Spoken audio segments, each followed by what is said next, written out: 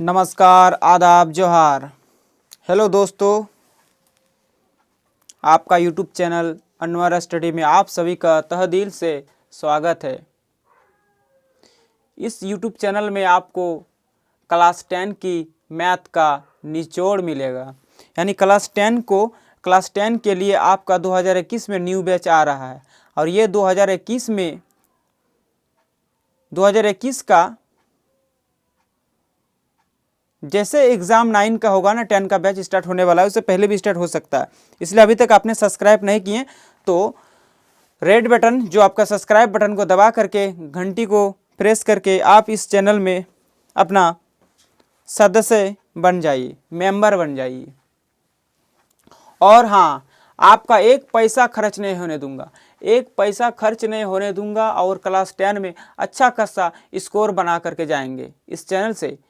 और आपको विश्वास, आई होप आप समझ गए होंगे जो हम कहने वाले हैं, और आपको ये विश्वास दिलाते हैं कि जो कंसेप्ट बताएंगे कि आपको ट्यूशन पकड़ने का कोई ज़रूरी नहीं है, ना ही ट्यूशन में आपको उतना टाइम देना है। आप घर बैठे बिना पैसे का आप math, science and SST class 10 की जितने भी सब्जेक्ट है सब के बारे में हम बताने की कोशिश करेंगे, और कंसेप्ट के साथ, अलजेब्रा निचोड़ के साथ।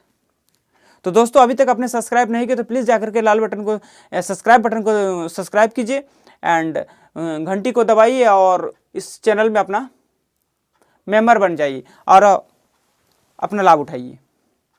दोस्तों, तो आज का क्लास है एक्सरसाइज 3.3। जो स्टूडेंट को हमेशा इसमें प्रॉब्लम दिलाता है कि प्रतिस्थापन सर कैसे बनाएं और विलोपन कैसे बनाएं, बट बना तो लेते हैं लेकिन एग्जाम में फंस जाते हैं और हमें माइनस प्लस में गलती हो जाता है। तो दोस्तों, इससे पहले हमने इसी मैथ का विलोपन नियम बता चुके हैं, जो आपको प्ले लिस्ट में मिल जाएगा। इसी चैनल में आप प्ले लिस्ट में जाकर के अनवर स्टडी जी के सर्च करके आपको मिल जाएगा। तो वही है इसका दूसरा नियम कि प्रतिस्थापन विधि, एक्चुअली विलोपन विधि इजी है, मतलब आपका टाइम कम लगेगा, लेकिन उसमें भी प्लस माइनस का ही कंसेप्ट है और इसमें भी प्लस माइनस का ही कंसेप्ट है। भले ये थोड़ा सा लॉन्ग है लेकिन है बड़े मज़ेदार, और आपको हम मज़े से ही पढ़ाएंगे और आपको मज़ा ही लगेगा। तो टाइम को कम इधर उधर, मतलब टाइम बहुत ज़रूरी है कि टाइम हम कैसे बचाने की कोशिश करते हैं। तो टाइम इज़ मनी, कहते हैं ना कि टाइम इज़ मनी। और एक कहावत कहीं कहता है, ये हकीकत है कि खुद को कर बुलंद इतना कि तकदीर से पहले खुदा पूछे, बोल बंदे तेरी रजा क्या है। ये कोई शायरी नहीं है, ये हकीकत है। अगर आप अपने 2 मिनट के लिए इनर में जाकर के आप सोचेंगे तो, कि खुद को कर बुलंद इतना कि तकदीर से पहले खुदा पूछे कि बोल बंदे तेरी रजा क्या है। तो दोस्तों, आप अपनी स्क्रीन में देख पा रहे हैं कि x प्लस वाई, स्क्रीन में देख रहे हैं कि x प्लस वाई बराबर 14 है और ये आपका 4 है। x माइनस वाई बराबर 4। इसको समीकरण 1, समीकरण 2। प्रतिस्थापन का नियम है ना दोस्तों कि समीकरण 1 को से ही हल करना है। ऐसा नहीं है कि विलोपन में समीकरण 1 समीकरण 2 बैठा दिया, काट दिया, x y कट गया, ऐसा नहीं है। प्रतिस्थापन है कि समीकरण 1 से आपको उठाना है, समीकरण 1 उठा लिए कि समीकरण 1 से अब समीकरण 1 को दोस्तों आपको समीकरण 3 बनाना है। इसमें बेजोड़ कंसेप्ट है कि क्या है कि समीकरण, इसमें 3 समीकरण बन रहा है, एक्चुअली इसमें 3 समीकरण बन रहा है। वो देखिए आप कैसे बन रहा है और आप गौर कीजिएगा एंड समझने की कोशिश कीजिएगा कि ये समीकरण 1 है, समीकरण 2। एक्चुअली ये क्वेश्चन है लेकिन आपने क्या माना, इसको क्वेश्चन को समीकरण 1 समीकरण 2 मान लिए। इतना तो समझ आ गए। जैसे आपने प्रतिस्थापन लिखे यहाँ कि हमें प्रतिस्थापन विधि से हल करना है, तो आपको डायरेक्ट यहाँ लिखना है कि समीकरण 1 से। और जैसे आप समीकरण 1 से लिखे ना, समीकरण 1 को यहाँ पे उतार दिए, और आपने उतारने के बाद समीकरण 1 को आप कोशिश कीजिए कि x का मान निकालिए या तो आप y का मान निकालिए। मान लो y का मान निकालिएगा तो ये बॉर्डर उस पर जाएगा तो माइनस हो जाता। लेकिन हमने क्या किया, शॉर्टकट कि x का रख दिया और y को यहाँ प्लस है ना, y प्लस है तो इसको बॉर्डर उस पर कर दिया तो माइनस हो गया। यानी समीकरण 3 बन गया, समीकरण 3। आपको भी कोई भी मेथड विलोपन से प्रतिस्थापन बनाना है तो आपको इसको समीकरण 3 ही बनाना है। हाँ, जैसे आपका 3 समीकरण बन गया, समीकरण 1 को बैठाएं, समीकरण 3 बैठ गया। जैसे आपका 3 समीकरण बैठ गया, नहीं इसी समीकरण में, समीकरण 3 में या क्या लिखें, x का मान समीकरण 2 में बैठाने पर। आपने क्या किए, समीकरण 1 का आपने यूज किए तो समीकरण 3 बन गया। तो आप तो समीकरण 3 को आप ना समीकरण 1 में नहीं बैठा सकते। क्यों बोलिए? वो इसलिए क्योंकि आपने समीकरण 1 का यूज कर लिए दोस्तों, इसलिए उसमें आप नहीं बैठा सकते। क्योंकि समीकरण जो 3 है इसको आप 2 में बैठा सकते हैं, क्योंकि अभी तक 2 का यूज नहीं हुआ है, तो आप 2 में बैठा दीजिए। हमने 2 में बैठाते तो x का मान समीकरण 3 में बैठाने पर हमने पहले क्या लिखे कि समीकरण 3 को पहले उतार दिए। आप देख रहे हैं ना स्क्रीन पे कि उतार दिए, गौर कीजिएगा। जैसे समीकरण 3 को उठाए ना तो हमको x का मान क्या है, 14 - y। तो हमको देखना है कि हमको x का यहाँ है, इसके सामने बैठा दिए कि 14 - y, और ये y आपका रहेगा क्योंकि ये क्वेश्चन है, तो ये है और बराबर 4 है। ठीक है, अब ये दोस्तों ये ना ये माइनस दोनों जगह माइनस है ना, तो आपको मालूम है कि माइनस माइनस प्लस नहीं होता है, ऐसा नहीं है, वो गुना नहीं है कि आप माइनस माइनस को प्लस कर दीजिएगा। यहाँ पे जोड़ और घटा का काम है, इसलिए ना माइनस दे करके यहाँ पे माइनस दे करके -2y हो जाएगा। तो आपका 14 - 2y = 4। अब जैसे -2 यहाँ रह गया ना, तो ये क्या है, 14 यहाँ पे कुछ नहीं है तो प्लस है, तो ये बॉर्डर उस पर कीजिएगा तो क्या होगा, माइनस ही ना होगा। हाँ, तो ये आप देख रहे हैं कि माइनस हो गया, यानी 4 से 14 घट गया तो क्या आएगा दोस्तों, 10 आएगा, -10, क्योंकि बड़ा है 14 इसलिए माइनस आएगा। ये प्लस इस पर हो जाता, सपोज कीजिए इस पर होता किसी कारणवश, तो यहाँ पे प्लस होता, बड़ा होता तो प्लस होता, लेकिन यहाँ पे 14 माइनस है दोस्तों, क्योंकि यहाँ से उठ के गया ना तो ये खुद का घर में प्लस था, अब दूसरे को वहाँ जाएगा तो माइनस तो होगा ही भाई, बॉर्डर को उस पर गया तो माइनस हो गया। तो दोस्तों आप समझ गए कि भाई 14 में 4 घटा तो माइनस बड़ा है, माइनस का चिन्ह 14 है इसलिए 10 आया, और यहाँ पे तो ऑलरेडी आपका माइनस है ना। अच्छा, माइनस माइनस कट गया ना, माइनस यहाँ पे, अब देखिए माइनस समझ कीजिए ये कट गया और माइनस ये भी कट गया, तो क्या बचा यहाँ पे देखिए y = 10/2, ये 2 को नीचे कर दिए, यहाँ पे बट्टे भाग दे दिए तो 2 से कटा तो 2 × 5 = 10, y = 5। समझ गए ना, यही है विलोपन का नियम, और कुछ है ही नहीं है। आप वहाँ क्या लिखे देखिए, y का मान समीकरण 3 में बैठाने पर।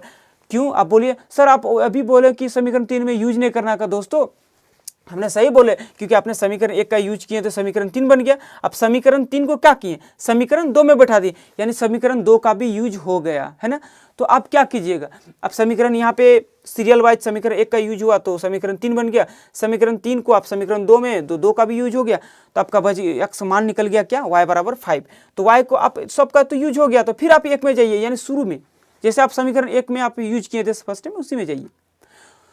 तो मेरा y का मान जैसे 5 निकल गया ना दोस्तों, तो हमने समीकरण y का मान समीकरण 3 में बैठा दिया, क्योंकि 3 में नहीं, 1 में नहीं बैठाना है, क्योंकि यहाँ पे हाँ ये बोल सकते हैं कि समीकरण 3 में अभी तक कुछ नहीं बैठा है, समीकरण 3 को किसी में बैठा है लेकिन समीकरण में कुछ नहीं बैठा है।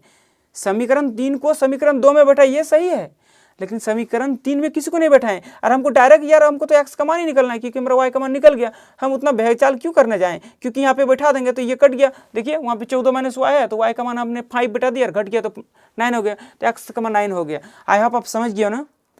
दोबारा देखिए, मैंने दोबारा फिर इस वीडियो को बता रहे हैं, अब इस प्रोसेस को आप गौर कीजिएगा, इस बार अंतिम है कि आपको इस बार क्लियर बता रहे हैं। देखिए समझ में आ जाएगा कि आप समीकरण, ये क्वेश्चन है, क्वेश्चन को समीकरण 1 समीकरण 2 मान लिए, ठीक है, प्रतिस्थापन लिख दिए। जैसे प्रतिस्थापन लिखे ना, समीकरण 1 से करना है, आपको कुछ नहीं करना है, समीकरण 1 से करना है, बट आप समीकरण 2 से कर सकते हैं, ऐसा नहीं है कि समीकरण 1 ही लिखना है, समीकरण 2 का भी 3 बना सकते हैं, लेकिन हमने समीकरण 1 लिखे।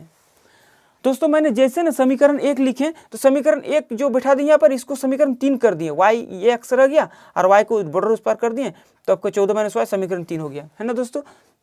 अब समीकरण 3 में तो ये x है ना, x का मान, ये तो x का मान ही है, x का मान, हाँ, तो x का मान समीकरण 2 में बैठाने पर दोस्तों ये मान जो दिख रहा है ना आपको, ये मान ना समीकरण 2 में बैठाएंगे, यहाँ पे रखेंगे। देखिए x - y = 4, ये समीकरण 2 है ना, और ये मान आपको यहाँ पे रखना है, क्योंकि x का मान समीकरण 2 में रखने पर ये तो आपका समीकरण 2 है ना। तो ये मान आपको यहाँ पे रखना है, x का मान, ये x का मान है, इसको उठा करके हम यहाँ रख दिए, इसके लिए यहाँ रख दिए, तो 14 - y ये, और ये y ऑलरेडी आगे से है, तो y = 4। दोस्तों ये y माइनस माइनस है ना, तो -2 - y तो -2y हो जाएगा, तो ये 14 का 14 यहाँ रह गया, और यहाँ पे आपका -2 हो गया, ये 4 हो गया। दोस्तों ये -2 यहाँ रह गया, 14 को उस पार कर दीजिए तो वहाँ पे आपका माइनस हो जाएगा, क्योंकि ये प्लस है, तो यार ये भी प्लस है, तो ये इस कर अपना बॉर्डर से उस पर गया तो माइनस होगा, ठीक है। तो ये -2 हो गया और ये -10 हो गया, घटने के बाद तो बड़ा चिन्ह का आता है माइनस, तो माइनस कट गया, y का बराबर 10 - 2, यानी 2 से काट दिया 10 को तो 5 हो गया, y का मान 5।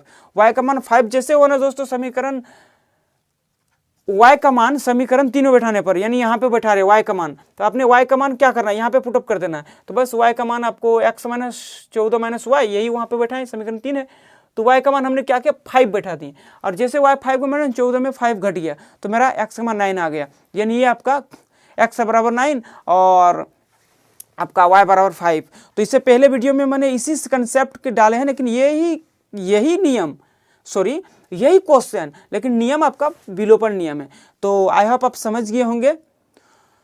तो दोस्तों इतना मेहनत करने का सिर्फ एक ही मोटो है कि आप चैनल को सब्सक्राइब कीजिए, चैनल को आप अपने फेसबुक में, इंस्टाग्राम में एंड व्हाट्सएप में शेयर कीजिए। इससे हमको एक खुशी मिलता है और अगला काम करने का मन करता है।